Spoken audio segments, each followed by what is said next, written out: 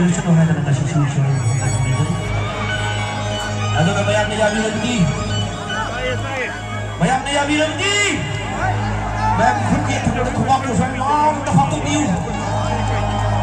Napisil na niyo ka na niya. Napisil na niyo sa kanya. Sabi ka niyo kukit na mo to. Ano kutung na siya na nandami mo. Ano ka chumay na? Lapsa to mayam. Hey! Hey!